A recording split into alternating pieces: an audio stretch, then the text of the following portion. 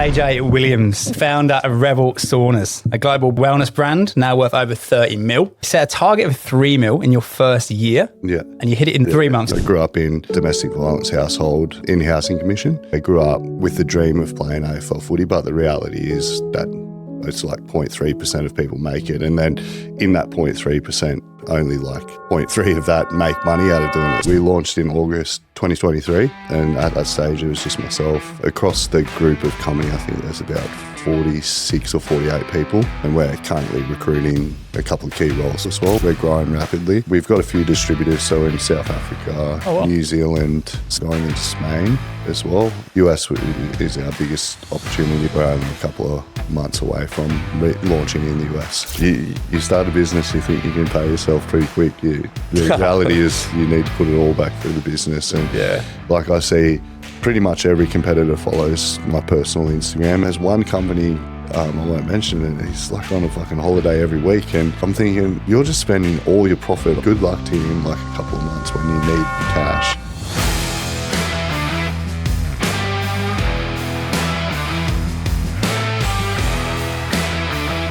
So, welcome back. Another episode of the Two Blokes, One Business podcast.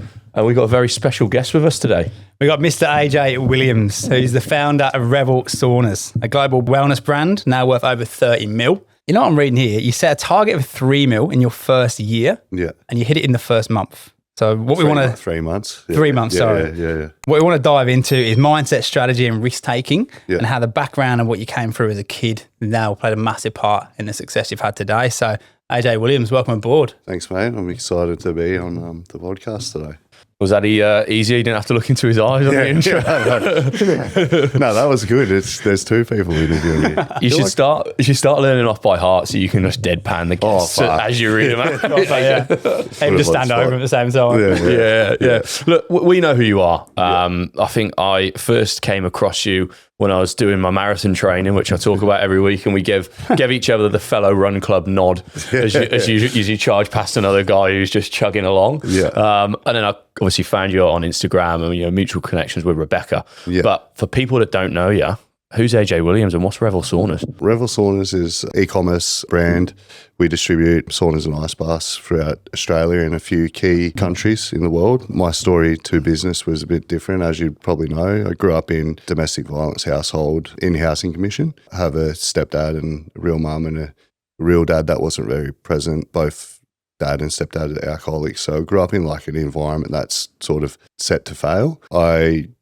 Growing up, we didn't have much. We were thankful that our housing commission house actually had like a yard, and it was like a 3-bedroom house.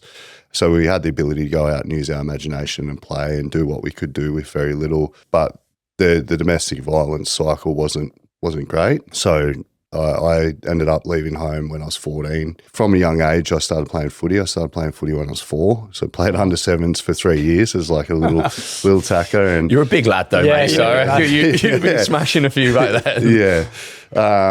And like footy was my outlet. It was like the thing that I thought that was going to be my way out of that cycle and breaking that mold, so to speak, and was super attached to that. So grew up with the dream of playing AFL footy, but the reality is that it's like 0.3% of people make it. And then in that 0.3%, only like 0.3 of that make money out of doing it. So as you grow up, you start realising, this is just something that you've been living behind like a facade, and you've got to try and make something out of yourself. And I was quite fortunate enough to be sponsored by a company that sort of took me under their wing and taught me a lot about business. And now they're my business partner in Revel, and one of my previous businesses were business partners as well. So it's been a pretty big journey, but I've learned to be resilient and stuff over time, which has set me up for the success that I'm having now.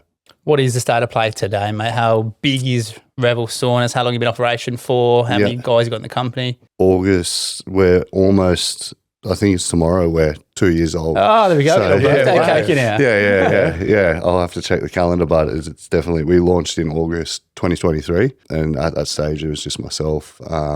Now we use a shared service model. So with the business that is my co-founder and biggest backer of me. We use multiple staff across the businesses. So in sales and customer service, we'll use shared team. Across the group of company, I think there's about 46 or 48 people, and we're currently recruiting a couple of key roles for Revel as well. We have a CEO that runs the business, which is really good because I'm not great with dealing with like people in a sporting environment. I'm the ultimate leader. Like I've coached high level footy seniors from when I was 25. So have a good amount of experience in leading teams like that. But I suppose my biggest weakness is that I will just do stuff for myself. Like rather than like tell somebody to do it and trust that they will do it. If they're not doing it right, I'll just take it over, and it just like would overwhelm me and burn me out. I was constantly like burning myself out. But yeah, CEO is great with like the people management side of things and putting people in the right chairs, because I suck at that as well. I like recruiting wise, it's like fucking hard to pick people, right? Like, and you want to, you interview someone and they're really great and you want to give them a role, but it's not the role that you've got advertised, and you end up going like, I suppose, compromising to get those person in that role because you think that they're good for it and they're not the right person. So the recruitment, we've got two people in HR now, which is really good, and they manage all that side of things. But yeah, we're building out a pretty big team. We would have a lot more people that work directly for us, but because we've got the 3PLs, our 4 warehouses, which are fucking massive, are ran by another company. So I don't have to deal with those people. Yeah, I love it, mate. 2 years. Yeah. The growth you've had in 2 years. Yeah, that's insane. That's insane. Like we just ticked over 2 years in June. We forgot our birthday as well. Some lady walked up the stairs with the cake and she's like, start singing happy birthday. I go, whose birthday is it? She goes, yours. I go, no, it's not. My birthday's in fucking November. And she goes, no, Harwell's. I'm like, oh, fuck. Oh, how good is that? And we thought we've done all right, but where you've got to, mate, with that sort of infrastructure and the figures that you're hitting is incredible. Yeah. You spoke about burnout. Is that something that you've had to be really kind of mindful of through this journey? Yeah, for sure. The founder of the business I'm co-founded with, Dan, is one of my best mates. He calls me Mr. 150% because when I like grit my teeth and go, I'm like fucking balls through the wall, fast out, and just obsessed with it. Like I get super obsessed, but that has its negative side. When I like just go hard, and then I fall off a cliff for like 3 weeks, and then I come back again. And I've learned how to balance that out at the moment. I think like we had a chat the other day with my CEO, and was like, I've found this really good balance between my highs and my lows. It used to be like super highs and super lows, and now it's like a bit more even. But burnout's one thing that I am very aware of now. For sure. What was life like just pre-Revel? So obviously you're in the planning stage before you launched, which we'll go into because it seems like you've got the formula, mate, to make it happen. But what were you doing? What was keeping you busy? What was paying the bills whilst you were also planning and launching Revel at the time? Cool. So to take you back, when I realised I wasn't going to be a professional athlete, the AFS group employed me. I went through everything, so I learned everything about the business. I seen them open retail stores. I seen them shut down retail stores. I seen the start of COVID. I was in China, all that business at the start of COVID, because my role at the time was product director. So I'd design and develop all the products for Force USA and a few other big brands that they have in their house of brands. And me and Dan, we decided we were going to start a sunglasses business.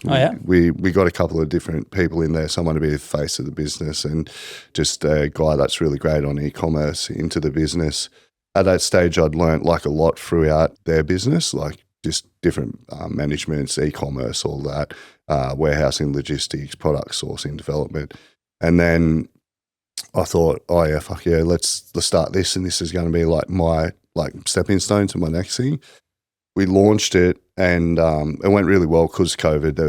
Everyone was at home, and they were just whipping out the credit cards for whatever because they didn't have to pay for anything really. Yeah. So I had really good success, and I learned a bit of a blueprint there. But I quickly started working out I'm not fucking passionate about this. So I really didn't like it. I couldn't put the finger on what I didn't like about it. At the start, it was great. It was exciting. We're seeing good numbers, but as soon as starts to plateau a bit, I was like, this is not the business for me.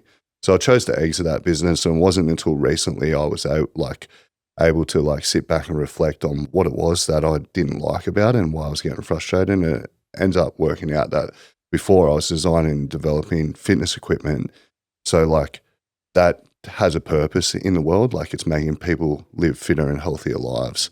And now Revel is doing a similar thing where it's like people can access wellness at home and live longer and less health issues. So like the purpose wasn't there in that sunglasses business. So when I exited that business, I was like, oh, what am I going to do? And me and Dan were having a coffee and he goes, oh, the AFS group, we're looking at creating a different business that's like related to health and wellness, but like parallel to their core business, which is gym and fitness. They have a whole heap of different fitness equipment. So we got together and we brought 2 other people in and we went through this innovation cycle where we were like looking at areas of opportunity in the world. So got a whole heap of research papers, started looking for clues. We tracked all the clues of like different podcasts, different books that we could find little clues in. And in that spreadsheet, we created like an algorithm that would start like tagging things in certain areas so that we could see like a common thread. And then we done like our own research. So we sent out a massive questionnaire to a couple of thousand people and started like getting little nuggets of areas. So we knew in that research piece to these fit and healthy people, we targeted key age groups, demographics, build out like a customer persona. This is getting fucking into the weeds. Let's go, man. Loving this. This is so good. So we created these customer personas on who we thought we wanted to target in the world. And then out of that, we sent out that questionnaire, got heaps of reference points back. And there was a couple of key standouts. So there's 5 areas. At the time, it was middle to end of COVID. And people were saying that they couldn't sleep, so they're having sleep issues. The biggest things that stood out was sleep wellness, supplementation, fitness, and mental health. Mental health was the number one thing, and because like I suffer from mental health issues, I was pretty adamant we're going to go down the mental health path. It's pretty passionate about that. And then so I had these key data points up there and then done a whole heap of different, so that was consumer research out to thousands of people. Then we interviewed about 100 people and started asking them questions in those areas and then sat down in a room with all those data points and built out, like I had a whiteboard. It was a whole day session that we did. So there was like Elon Musk's face up there. There was Donald Trump's. There was all these different people there, and we had to create a business in each one of these segments for that, thinking like Donald Trump, thinking like Elon Musk, all of those people, like just, it could be as wild as possible. Like there was so much wild shit where you're like, how do you even think of that? That's not going to work. But what we were able to do then is once they were all up there, because it sounds crazy creating 100 businesses, but when you have like 10 personas of famous people or whatever it was, Joe Rogan was up there, you only have to do like 10 businesses in it. So, and you wipe out a whole heap of them straight away. So we just started seeing these common themes in these areas. And then we took those, I think it was like 10 businesses at the time, and quickly just made like a PowerPoint presentation on what that business would look like, fully fake. Went back out, did the one-on-one interviews with people. There's a program called Askable. You can just say, I wanted to speak to someone that's 20 to 30 years old that earns this amount of money, and there's people already there that are signed up to it. So then you get an hour with them and it costs like $40 or whatever. So then, I've heard of that before. Oh. Yeah, it's a really good way of like validating something. And then we started seeing some common themes in there. We quickly wiped out the sleep one, because like people, they say that they struggle with sleep, but they're not willing to do anything about it. Yeah. Like I wear a Whoop. I've got one up here. I know that my sleep's like good. It used to be really shit, but there's nothing to like besides supplementations. Now there's saunas, but at that time we didn't know that you can do about it. And people's first reaction is, I'll just buy something. I'll buy sleeping tablets, but they weren't willing to invest in that. And then supplementations, like, is a market that's just a race to the bottom. So we weren't really interested in that. I think we created some like physical wellness stuff, but that's already what we're doing. So we didn't want to do that. Needed to be fully parallel. So the biggest thing that we were getting validation on was the mental health stuff, like trying to create a business in mental health. And we had 4 or 5 key businesses that we could create in the mental health space. There's like Headspace app and all that, but that's just a meditation app. And then we were sitting down, there's a pair of Bose headphones on the table, and we're like, oh, you got to use them to meditate anyway. And then just started thinking, like, how can we add data into this? Like, how can we use that? And we came up with a set of noise cancelling headphones that had biometric sensors in them that could read your EEG and then ECG, your pulse, your breath rate and stuff like that. It would talk to an app, and the app would then, like, when you're going through your meditation, you know, like, it's really hard to, especially for me, like, I'm super high ADD and I've never been diagnosed with it, but I know that I am. Yeah. I can't sit there and like meditate just listening to someone because my brain just starts going like everywhere. And the app would talk in the headphones and be like, hey AJ, I know that you've drifted off now, like let's come back, like breathe and like change on that. We launched that into the US. So this was like over a 3-month period.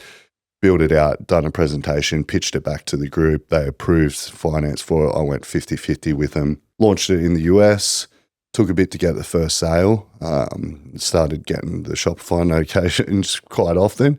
And then I hadn't even built the product yet. I was just testing out the viability of it. So then I was in China and we were going through, we're working with the guys that make the dice and the new face mask thing. Have you seen that? Like the fitness for the gym? Like Dyson, the air blower thing. They were creating this, like, at the time they were creating like the mask that would like filter all the air and stuff, and it was meant to be like the next big thing. Yeah. So we started working with them, and it was pretty hard to get like cut through because like a lot of the big headphone manufacturers just want to make bulk headphones, and they're like, oh, this isn't not going to change much. And I was adamant.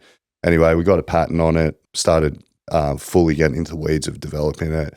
We were getting heaps of sales, and then realised like it's costing so much to educate the consumer. Like they would see it and be like, that's cool, but is it going to work for me? Because they hadn't tested it, right? So it's like, it was really hard to convert them to buy it because they didn't quite understand it. Like whereas all the data and the validation was like, people are willing to invest in this. Like they know their mental health shit and they want to invest in their mental health. So what I learned during my time with the sunglasses business is you can't hang on to things for too long. And the sunglasses business, I hated it. I was in it for 2 years before I decided like I'm fucking done with it. And I hung on to it for like 2 years too long. Like I was done in 6 months. Like after the initial hype and building it and knowing that I can build it, I was done with it. So what we did is we decided to pull back on it and then look at people if they were interested in buying the patent and stuff off us.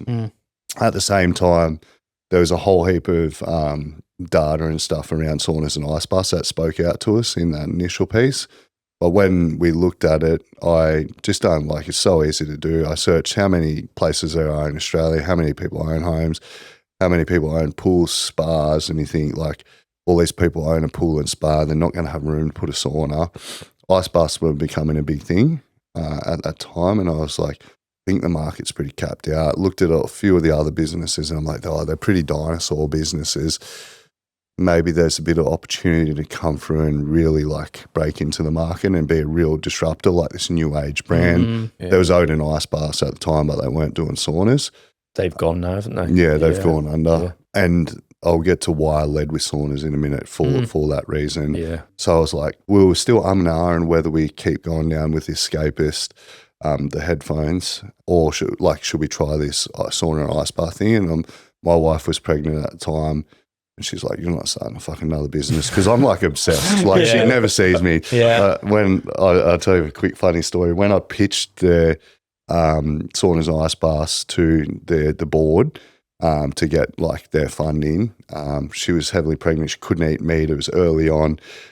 She wasn't heavily pregnant. She was pregnant, couldn't eat meat. So I had to pitch it to the board at like 6 o'clock at night, and then the meeting ended up going till like 9 o'clock. And I'm like, texted her in the meeting. I'm like, can you please make me something for dinner? And she's like, I can't cook meat. And I came out and I'm like, yeah, board approved all this. And she's like, there's 2 meat pies sitting on the table, and I don't eat meat pies or anything like shit. But I was like, fuck, I'm so hungry here. And she's like, yeah, I cooked them because it's the only thing that didn't smell like meat. I picked it up, And like, because she was just off meat, like with her pregnancy, picked up, bit into it, and it was frozen on the inside. And we just started pissing ourselves. That's why it doesn't smell like meat, because you haven't cooked We it. just started pissing ourselves. But but leading up to that, so Escapist, we were looking at clipping. At the same time, I was running feasibility on what Revel could look like. I built out a range, negotiated really good terms with the factory. My missus said, we're not spending any more fucking money. Like, that's it. Yeah. No more money. Go and work. She's like, her words were like, exactly like, go and work a job. Like, I'm like, I'm not fucking working for someone I can't. Yeah. Physically can't. And build out what it's going to look like, what the cash flow is going to look like, how much it's going to cost to acquire customers, what our CPCs were, like everything down to like this fine art of assumption. Pitched it to them. They approved. And so now they're my shareholders, they're shareholders in the business. Launched it, and I think like it wasn't even 40 minutes after we launched it with the ads. So launched it, I think it was like 20-something of August. We got a sale of like straight away, like 40 minutes. And then like another one. And I was like, fucking hell, these are just renders of like designs that I've done, because I couldn't travel. Katie was like, you're not, because I used to go to China a bit, you're not going to China. And so I had to do everything from remote, designed it up, hadn't seen them in person, launched them, didn't even allocate any stock for us to take photos, because I thought, it's just going to, like I had it segmented, like this is how many is going to move and when it's going to move. So I knew that when we got our stock, I'd be able to like pull a couple aside, take photos, create the content for it, while we're running everything off renders. And sold out of the first, like we ordered a fair bit of stock. I think it was 3 40-foot containers in that first order, and sold it in like a week and a half, 2 weeks or something, like pre-order, bang. And then I was like, oh fuck, I didn't even click that we needed to do content until we got it here. So that was launched in August, and we were pre-selling. It landed on Christmas, New Year's Eve in 2023. So I went into the warehouse, and we refunded a couple of people's orders so that we could just take photos, some content, bare minimum content. And we just had to keep ordering and work it out. And had no customer service for like the first 6 months because we didn't need it, because no one had received their products. But quickly worked out you fucking need customer service in saunas and ice baths for sure. So that's incredible, mate. When the sales were coming through, were you screenshotting them and sending them to your wife? Just like, told you I shouldn't have gone to work for someone. Yeah, she knew pretty quick. I fed her. Pretty quick. So that 15 minutes there where you've just ran us through kind of from your early days in business ventures to launching Revel Saunas, like for anyone that's listening to this and is sat on a business idea and thinking, how do I validate it? Yeah. Fucking play that on repeat. Yeah. Because the level 100%. of detail you've gone to in terms of searching your market, creating businesses as if you're these different super minds, interviewing hundreds of people face to face to actually validate it. Like, you must have been so confident. Obviously, there's still risk, but when you launched the product, you must have been so confident that you'd validated it. Yeah, I was pretty confident, but it's also like there's a lot of self-doubt all the time. It's like, fuck, have we interviewed like the right people? Were they just saying that they would buy this? Yeah, it's pretty hard. Have I picked the right type of saunas, or like, what's going to be in it? Like, where's the issue? What am I not seeing? Like, there's still a lot of like self-doubt that creeps in for sure. I think a big balance from what you see on all your famous business owners these days, it's speed to action. Right. It's all about executing, which is so important. Yeah. How did you manage that urge to just pull the trigger and get selling before the planning stage or during the planning stage, and making sure you slowed down, you did your research, you tested the market, you came back, you refined it? What was the internal dialogue, and maybe even with your business partners as well, between, no, let's actually get this fully mapped out before we launch? Yeah, I suppose the difference with it was like, so we validated the headphone things like real in depth, and that was really, really calculated. Revel was more just of like, let's fucking try this. Like, let's just throw it out there and see what sticks. The only difference was myself and Dan were like to the board, we're doing this in the US. And they're like, no, you're not. We're doing it in Australia. And I'm like, no, we're doing it in the US. We're going to launch Revel in the US. And we're thankful that we didn't launch. Why did they not let you do that? Why do they suggest Australia? They weren't sure about like warranties and like there wasn't many safety standards in that when Revel first was launched. So it's like, what electrical compliances and stuff are we missing, and what's going to come up that we won't be able to like fix really fast in the US. And the US market for escapists as well, when we shut it down, we refunded everyone their order as well because they never actually got their order. So we got a lot of positivity about that. But like if you've done that in the US with Revel, like, and something fucked up, they are quick to sink your business. So it was like, let's do this in Australia and get it right, get the product right. And I hadn't seen the product or felt it or used it. And being like a big physical product, timber, electrical, water, so it's a bit different to a set of noise cancelling headphones where you can just ship it out as replace them if they fucked up. So that was the reason we didn't go to the US. And now we're only a couple of months away from launching in the US, massive, which is cool. Mate, one thing I love is the pre-order model. I support a lot of e-com brands, so I've seen people do it. I've seen people do it really well, and the effect it can have. But for people that are listening, that are thinking, Harv, what on earth is a pre-order model? Can you run them through what it is and why it can be so effective? Yeah, it can be super effective if you manage the cash flow side of things really well. Where businesses like Odin and stuff go wrong is they take people's money and then use it on like cost acquisition and stuff, or they're not taking enough money, or they spend it in the wrong areas. But essentially a pre-order model is a really good way to validate a concept, or like if this is going to work. So launch it, make sure your ETA dates are exact, because that's the other thing too. If your ETA dates are wrong, and because we were selling so fast and our ETA dates were manual, if we didn't get them right, there was definitely a lot of people that were pissed off of when ETAs would blow out a bit. But it's like, so set it 6 to 12 weeks pre-order, put a deposit down. Before your order gets shipped, we're going to take the rest of your deposit and then we'll ship your order. But just secure your stock because it's moving fast. And the customers probably didn't even realize how fast our stock was moving. So we were on pre-order we're on pre-order on some stuff still, but we were pretty much on pre-order up until like a couple of months ago. And we're really good at demand planning as well. So we're like 6-12 months in advance, like planning orders, so that like you get manufacturing slots, and 2, you get the product when you need it. Not just like, I think a lot of people get it wrong is they take people's money and then order. We're like, we have pre-ordered agreements with our factory of when we're going to get manufacturing slots and stuff like that. And it can really sink businesses, because if your deposit is lower than your cost of acquisition, you're just like, you're burning your own cash. And then you quickly like, oh fuck, where is all my cash? You can't even place an order. So that's when it starts becoming a real slippery slope. Yeah. And like an instance you had in the headphone business where you never brought the product to market. You were able to go and refund that money, and like you say, no reputation's damaged. If you'd have gone and spent all that, you're in a hole. Yeah, exactly right. Like I was pretty fortunate enough to like pretty much cover all the costs of the business, setting up the business, the R&D and stuff that we done with the money that I invested and the AFS group invested.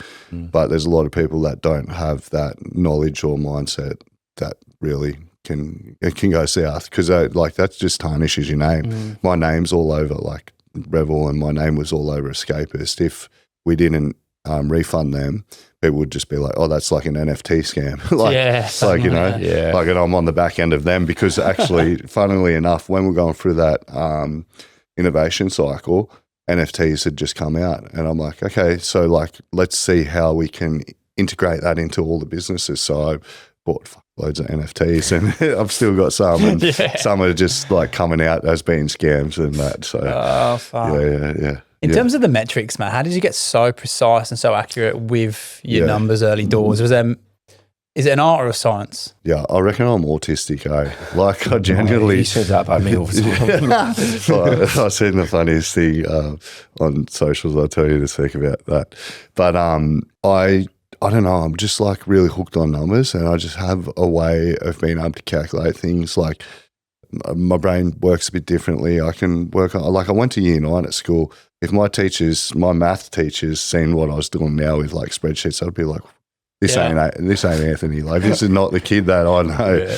But like, I just get super obsessed in like the detail of it. Like, it's easy enough to find like what your CPMs are. So like how much it costs in certain business areas on how much it would be to get in front of 1,000 eyes.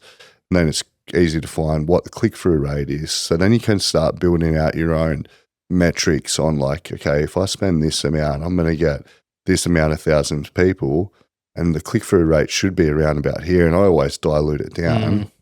So if that means that like I've spent that 1,000 eyes there, the click-through rate's that, this amount of people's going to get to the website. If I optimize my website enough, I know that I'm going to get like a lower end e-commerce business will get like a 2% conversion rate, or more, like our business might only be like 0.5%. But like then you can start working out, oh yeah, if I get all these things right, then I spend this and I'll get this back. So yeah, there's a bit of an art to it. Yeah. I love the numbers side of it. Yeah. That's so good. I'm like retarded with numbers. Like, it's just weird. Like, I can pick apart a P&L.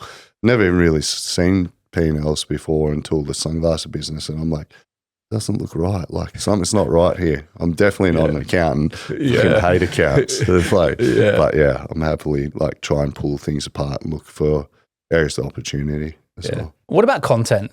Because that's how kind of obviously Harv gave her the old runner's nod, which is good. Good that that's played out for us. And then your content is class, mate, online. It's so authentic. It's so different. It really cuts through when kind of attention is the currency these days, is the saying everyone says. What's been your strategy, 1, for Revel early doors to build up the business, and then 2, for your own personal brand as well? Hey guys, thanks for tuning in to another episode of the Two Blokes, One Business podcast. Now, apart from being world-class podcasters, we also run a recruitment agency called Harwell. If you're keen to learn a little bit more about what we do, then head over to our Instagram at Harwell Group and check us out. Back to the app. Yeah, I think the thing that works for me is like what you see on Instagram is what you see in the real life. Like, I'm not trying to sugarcoat anything. And the same thing with Revel. Like, I'm pretty quick if somebody leaves a shit comment on Revel, like, and I know, like, I'll just jump on there and reply, like, call them out, like, pretty much. Like, I'm happy to do that. And I think that helps with, like, connecting you to people in the market as well. They see the way that you act and the way you interact, and they're like, oh, this is, like, really authentic. Yeah, the strategy has always just been, like, I'm just a good bloke. Like, I'm a guy, I like to have fun, not take things too seriously. And, yeah, I just think, like, I don't know, whatever I post is like how I'm feeling that day, I think. So, yeah, authenticity has been massive for me, and trying to get people to like laugh. But like, so I know like the technical side of things for saunas and ice baths, you can like listen to Huberman and all these people that are on Rogan, and half the time I'm like, what the fuck word did he just say? Like, what did he actually say? I know I've like got to Google it. I think the biggest thing for us is I've been able to take what they say and then dull it down to a grade 3 vocabulary and then put that on Instagram so that people are like, oh, yeah, that makes sense. But yeah, I think that's the biggest thing.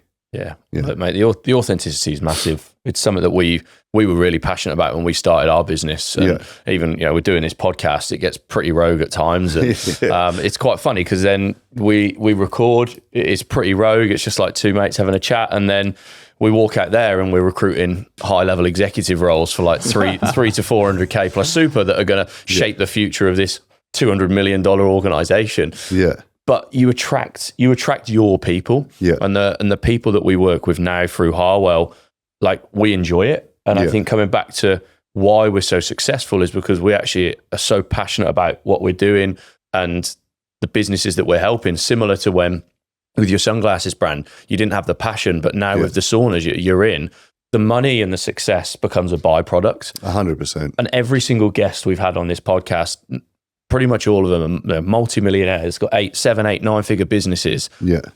The key of it is that they just love what they do. Yeah. They're passionate about it and they believe in their product or their service. Yes. There's nothing more powerful. That's the magic. Yeah. 100%. Like when people go out there with the intention to make bulk money, you can see straight through that shit straight away. Like, and they don't attract the right team members.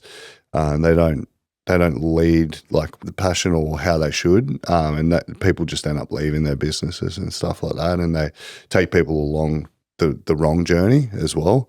When you are passionate about what you're actually doing, you attract great people in your team and you are able to take them along like a really cool journey and show them everything. And that's how I've been fortunate enough to be taken along the journey from like learning the ins and outs of business and seeing massive challenges and how they overcome them as well. Yeah. It seems like from your story of recent years in business, you take a lot of risks and you back yourself. Yeah. Do you think the childhood and the early years that you had, it wasn't the silver spoon, you didn't have the bank of mum and dad to fall back on. Yeah. You had to take risks at a young age and back yourself and find the way through it. You see the correlation between going through that to now adult life and business owner life and being able to follow through? Yeah, for sure.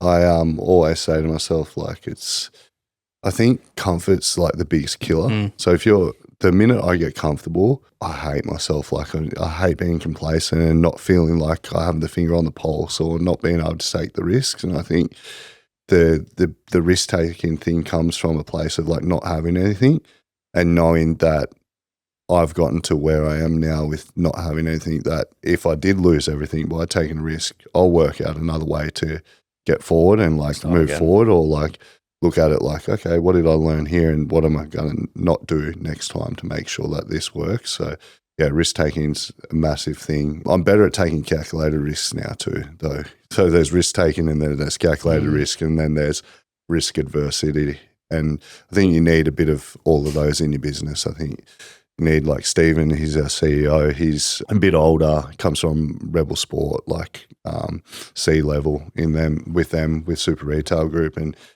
he understands like the entrepreneur risk-taking mindset that we have. And he finds a way to like make sure we're not going too hard with it. Yeah. Reel you back in. Yeah, reels you back in and helps make better decisions as well. Yeah. But you also need to push them as well.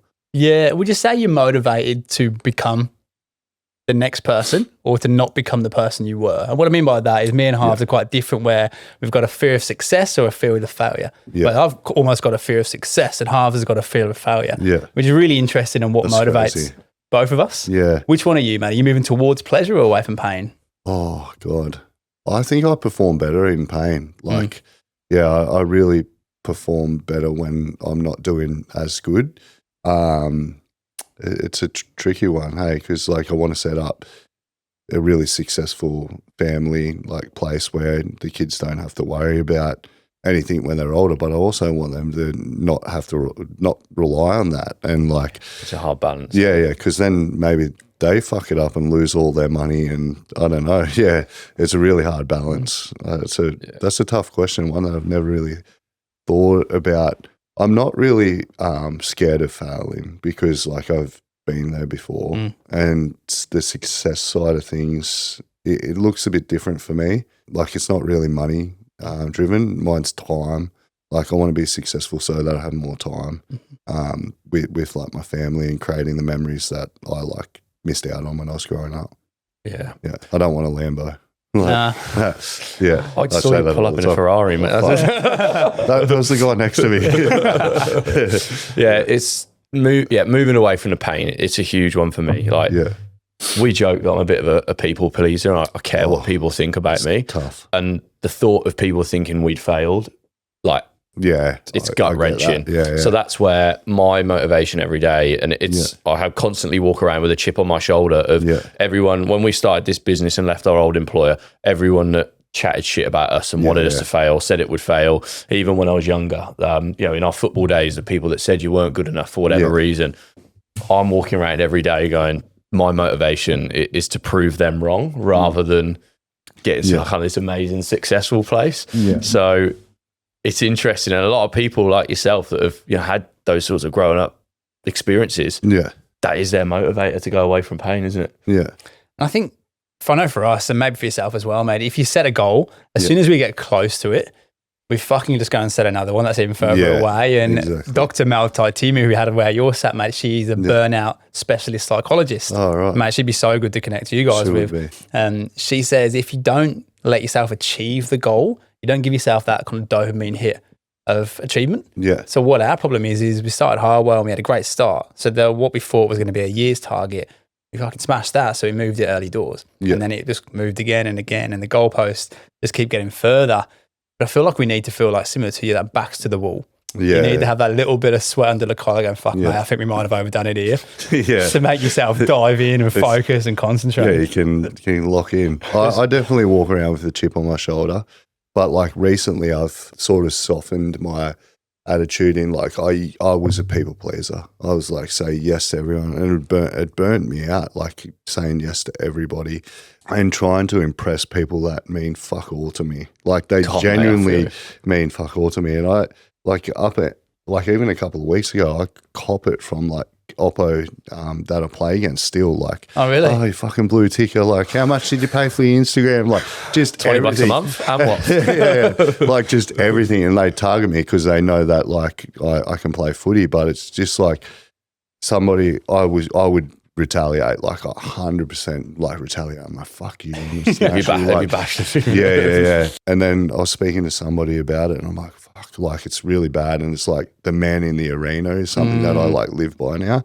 Love it. But it's like you shine up a mirror, like those people saying that to you and like about you guys starting your own business is they're like just reflecting their shitty like attitudes. Like that's them, that's on them. If they want to think that about you and what you're starting as a business, good luck to them. And that's the approach that I've just started taking. I'm like, well, you like if someone writes a shit comment on me, I like straight away like blast them back normally. But I'm like, you just look like a fuckwit. Like that's you reflecting your shit. Go deal with it. Like good. If you think like that, fuck off. Like go away. Yeah. Mate, one thing you spoke about earlier in the episode is the self-doubt. Yeah. And again, people listening to this with the success you've achieved will be going like, wow, like why does AJ still have self-doubt? Yeah.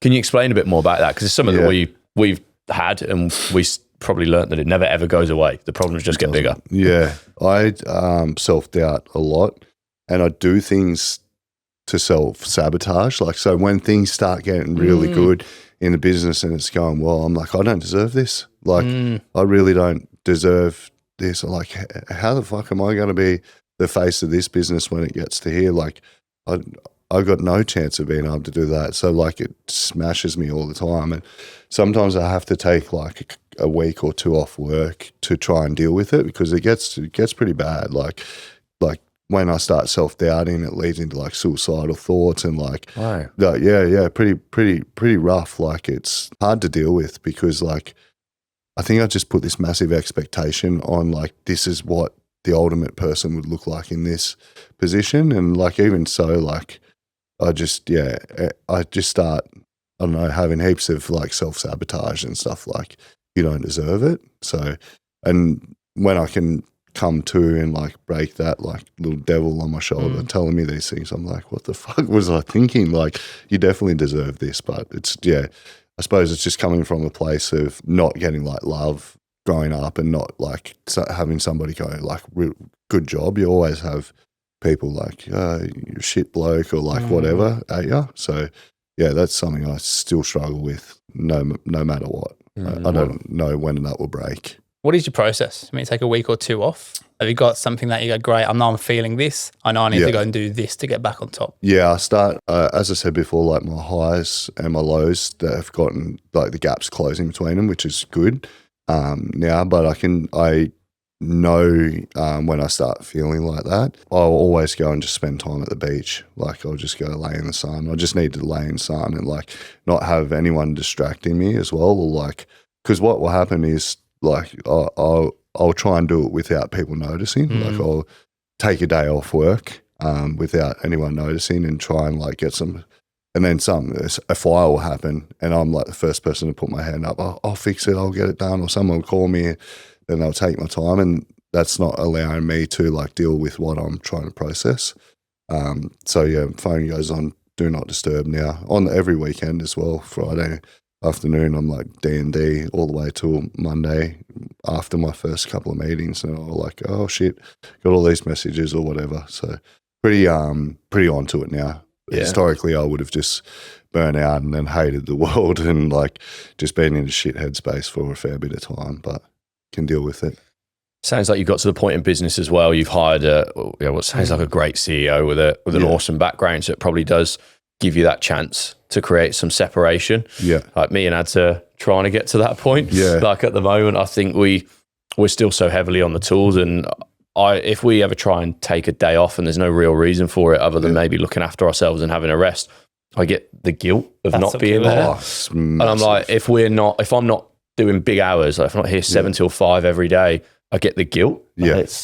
It's like, that's a head fuck, because it's hard to do. You work so hard, you take so many risks, and you put your balls on the line to grow a business like this. Yeah. So you can actually buy that time back and take my little girl to swimming on a Friday morning. Yeah. But then your brain goes into self-sabotage mode. Yeah. And it's like, why the fuck do you think you can go and have a nice morning with your little girl, take her to swimming, and the rest of the team are doing your work at the office? Yeah. So it's just like, when does it ever stop? It's like you got to justify your position to everyone else when really like some people in your business are not going to be there forever. So it's a hard one to balance it and be okay with it. But like I've fully dropped the hustle culture mentality. Like all the time I rag it on Instagram now. I'm like, you don't need to hustle. All you got to do is make sure that you work. Like I work in blocks. And I know that like when I'm on, and when I'm off, I'm off. Like, because otherwise it's like hard, but it's like, it's a balance, because you also don't want your team seeing or thinking that you're not doing anything. Like in your mind, you get that guilt. You're like, oh, will they think that I'm doing, like even today, like 2 podcasts, I walk into Stephen and I'm like, I'm not in the office tomorrow. And he's like, so? And I'm like, I've got 2 podcasts. And he's like, yeah, it's all good. Like, I'll do it, but like, fuck. Like, waiting for an argument. I'm like waiting for somebody to be like, oh, you should be in here. Yeah. Like, yeah. And Dan, he's fully like, he's the business, because he's involved in a few other businesses, so successful, but he's like, always comes in and tries to justify, like, hey, I'm working. Like, and you're like, you don't have to do that when you get to a certain point, because like, you've done all the hard work. As long as like you're being intentional with your time, I think, that you sort of need to do it at some point. Yeah. That's the dream, right? You build the business, and when you're in the early days, you're trying to build this dream life where you can operate as not even the CEO, the founder of the business, or in our case, co-founders, and your life is going to do podcasts because it creates content, which then brings more business back into you. It's inspiring people and managing people within the business to kind of buy into your vision. It's like that's the dream and the perfect end goal in the business. And then sometimes you get there and then you have those thoughts. Yeah, you definitely do. I think like on that, like the founder stuff as well, it's not always about bringing in revenue. It's about bringing in good team as well. Like there might be somebody that listens to this and goes, fuck, I want to go and work at or I want to go work at Revel. And you're like, oh yeah, cool. Like somebody will see that and be like, I want to be a part of that culture, or like I want to be mentored by that person. And then that helps grow your business. That's the ROI, sitting here for an hour and a half, whatever it is. If it gets you an absolute weapon. The money and the like I say, the culture, the output, the productivity, the revenue that could build over 2, 3, 4 years, they might be with you. I think another thing that I'm big on is as well is like you build you bust your ass off. Like I know it sounds like it's only been 2 years for Revel, but it's like all the work that I did before that to get here has got me here. And I'm just grateful that like we've got a really good team around me that allows me to do this sort of stuff. And I know that I'll like, in probably next week I'll be balls to the wall for like the next 2 months on the US stuff, so I know when to go and when to hold back. But the biggest thing for me now is like why building a business is cool and bringing in the finance and stuff like that. My biggest opportunity for growth in myself is like spending time with my kids so that they don't feel abandoned by like I genuinely got abandoned. You see so many people like balls to the wall in business and neglect their kids so much, so their kid ends up growing up in like a wealthy household, but they've got abandonment issues. So it's another tricky one. I actually just got off the phone before you got here with a CFO. He's CFO of a really big company in Brisbane, lives on the Goldie, and he's interested in a real high level role we've got here on the Gold Coast. And he says, look, one of the big things for me is I've got a son who's just started prep. Yeah. And he's like, I'm on the road by 6 a.m. and I'm not home till 8 p.m. 5 days a week. No way. And he's like, it'd be an hour and a half there, an hour and a half back. Yeah, he's like alongside a massive day because he's in a high executive position like they're probably, the company's probably in the billions. Yeah. And he's like, what the fuck am I doing? Yeah, what's the point? Like literally live once. To climb the corporate ladder. Yeah. And like, I don't have dinner with my little boy Monday to Friday. It's rough, eh? And you kid yourself as a male, I think, or as a dad. I'm not a dad, but you kid yourself and you're thinking you're doing it for them. Yeah. Was that exactly shit about the extra 10 grand dad? They just want you to hold their hand and play football in the garden with them. A perfect example was like a couple of months ago, I was in the car with my daughter, Brooklyn, and I was driving her to school, and someone called and I'm like, oh, I've got to take this, it's work. And she's like, you're always on the phone with work. And I was like, yeah, I'm just trying, like, because they know how I grew up. I've taken them, my mum and stepdad still live in the same house. I've taken them and showed them everything, like taught them about like domestic violence and that. And I'm like, yeah, like I just want to set up a really good life for you. And she's like, Dad, we've already got like the best house ever. Like, we don't need that. Like, I just want to spend time with you. And I was like, oh, fuck, reject. I'm like, where are we going today? Like, yeah, that was like a massive eye opener in me. It's like they, and the podcast that I was on just before, the lady said, she references this all the time. And it's like, kids don't spell love L-Y-O-V, they spell it T-I-M-E, like time. And it's like, if you can have enough time to spend with your kids, like I'd hate to do that. My wife's an engineer and she used to work really long hours, and I'm like, fuck, it's not good for you and the connection with the kids. But yeah, like men are so programmed in that they have to do this for their family, that they've got no choice. And then they get to 60 years old and go, fuck, like I miss so much, like, and then that has a massive mental toll on them. Imagine like the mental health issues like some men go through because they've missed out on their whole, like they're building their relationship with their kid. I love the way you kind of got that balance now and you're kind of stepping away from that hustle culture. If you were going back to the start, do you think you would have been as successful as you are without having a period of that hustle culture? Because that's also the real tough thing to balance, is you probably don't get there without it. No, you wouldn't. Like you'd get found out pretty quickly.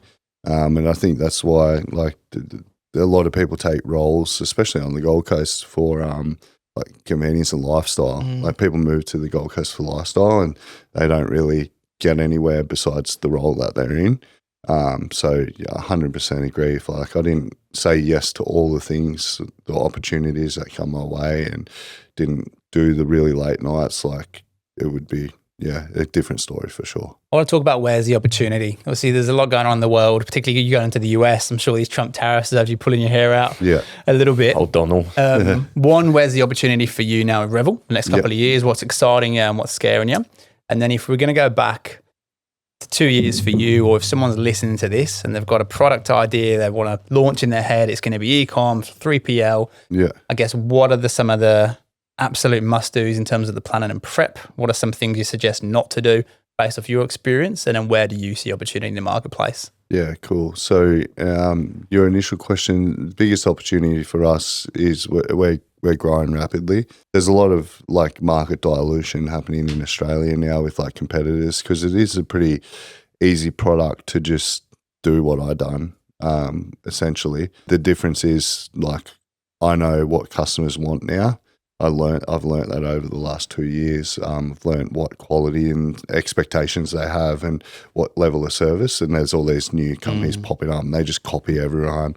They have no differences in products. They use the same copy it word for word off our website. I saw you call a few out on your Instagram story. I was like, let them have it. I definitely let them have it. And so there's no real like point of difference. So, but they will get found out with like cash flow issues, the warranties, returns, refunds, all that stuff. But it means that like Australian market's going to start competing on price. If you're not offering an exceptional service, we're actually putting our prices up because of the service that we get.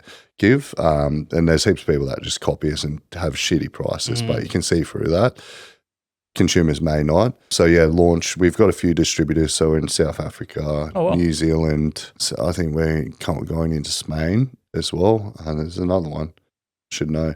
Anyway, we got a few distributors around the place, a couple of key wholesale accounts as well with some big partners. US is our biggest opportunity. We know that market really well with obviously Force USA. We know how to approach that, and using the system that I did here over there will work really well. If somebody's thinking of a new business, it's like you validate it without putting too much risk on yourself. Like I said before with customers, like if you want to validate something, make sure you have enough money to be able to refund them that way, or you do have a product ordered. What were the other questions? I guess, if someone's going to start a product-based business, you know, what from your experience, what would you tell them not to do? What mistakes you made they can give it a miss? Don't order it without checking the sizes. Oh, okay. That was one of my fuck ups because I didn't go and see it and sit in it and feel it and indulge in the experience. Just ordered it based off what their suggested sizes was. And it was almost as if like, you know, like when you go and look at a 10 and you're like, how the fuck is 2 people fitting in that thing? Yeah. Like that's how it was. And it was true. Like we refunded a fair few customers to start off with just based off, like we said, it's 2-person. You could fit 2 people in there, but they'd be sitting on top of each other. Yeah. And that was just the terminology everybody else in the market was using at the time. Like 2-person saunas was this dimensions. So that costs us a bit. So make sure you actually touch, feel, experience your product. Quality control is something that also is a big thing. Yeah, and really, I don't know, like I would hate to be in a business where I wasn't passionate about it and I didn't feel like a sense of purpose in like actually helping people. Like saunas can help people with heart problems or ice baths with like mental health or head issues from footy and stuff like that, and obviously recovery. So like, yeah, if it's a product, make sure you're bloody passionate about it because you're investing in something that like success doesn't happen overnight. Like while Revel seems like it was a perfect storm. There's all this validated data and planning that we did and where the market was at the time. So timing had a lot to do with it, and positioning as well, which I won't go too deep into, but I positioned the brand as Revel Saunas for a reason.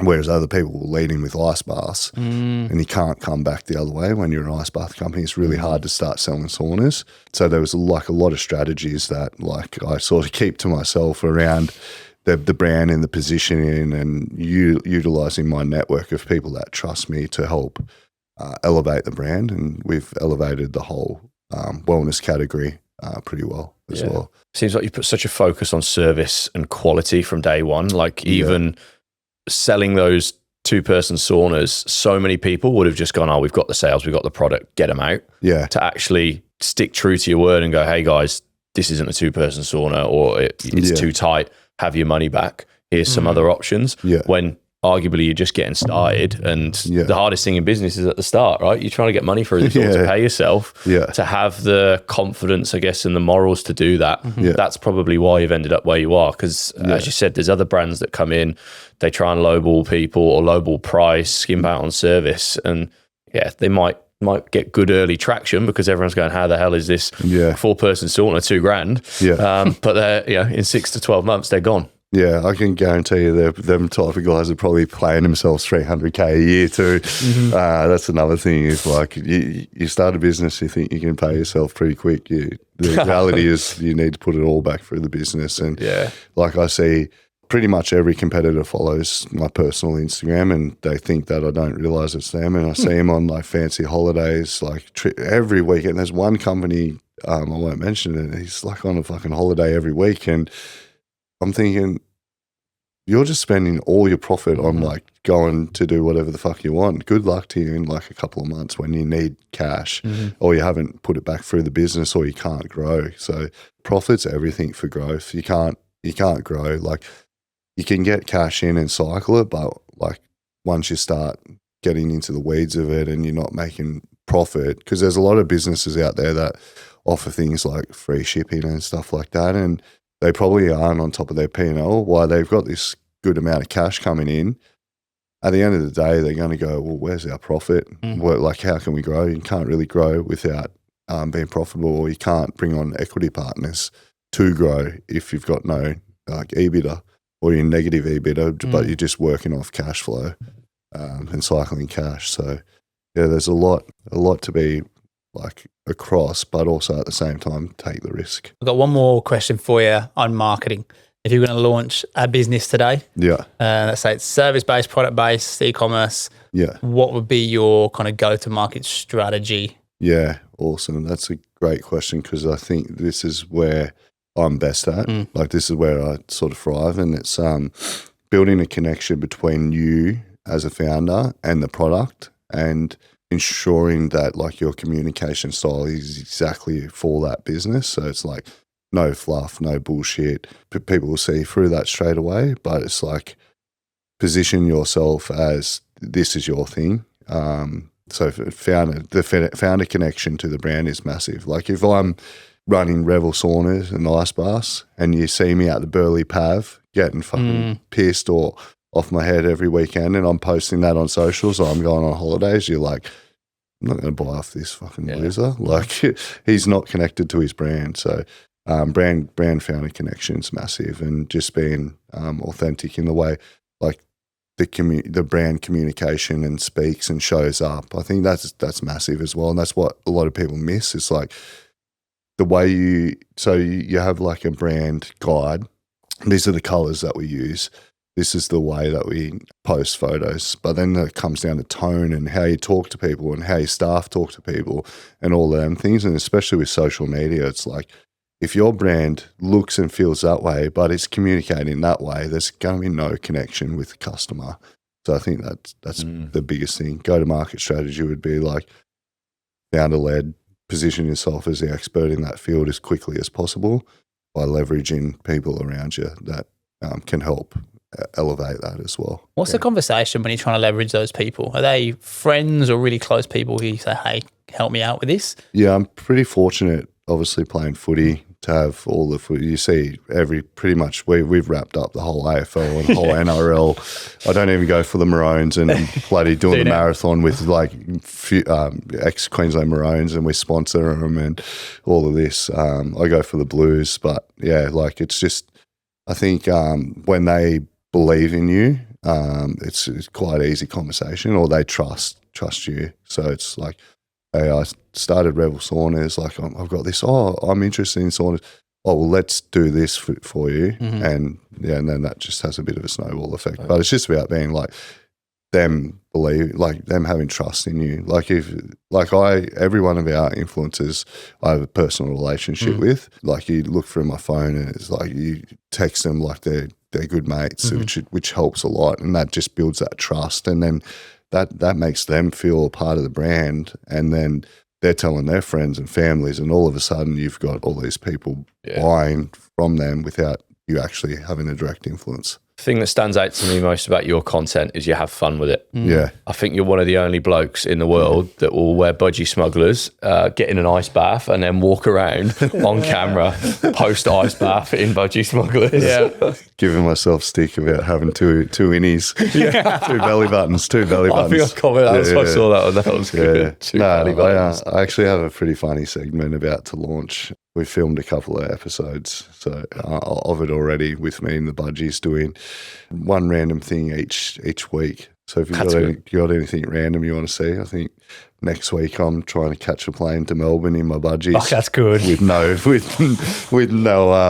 backpack, just my phone and my budgies and a pair of Oakley, the new ones that record.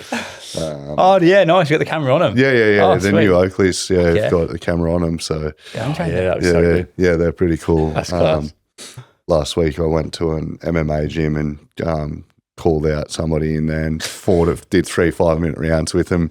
In your budgies? In my budgies. And then Pilates as well. That's good. Oh, that is 9 a.m. Pilates class with old women. Yeah. Mate, that's going to blow up. Yeah. That's good. Hopefully it does. Yeah. But I don't care if it doesn't. It's given me a bit of fun and a bit of confidence in myself, I think. Yeah. Well. Mate, thanks for coming on and sharing your story. I think what you've achieved is incredible. Now, talking and learning more about the process behind it, it makes sense. Yeah. But what you went through as a young child as well, like you see so many people go two ways, and to break the cycle, mate, and do what you've done and the different setbacks you've had with different businesses and keep kicking, like regardless of all the business technical stuff we've discussed today that people can learn from, if there's one thing that they take away, it's just that resilience, mate, and that hard work and keep pushing. So you fucking nailed it. Good on you. You do have a choice. I think, like, you can either choose to be a victim, or you can choose to use it as a tool to be a better person. And I chose the latter, and I'm grateful that I just had that mindset. So.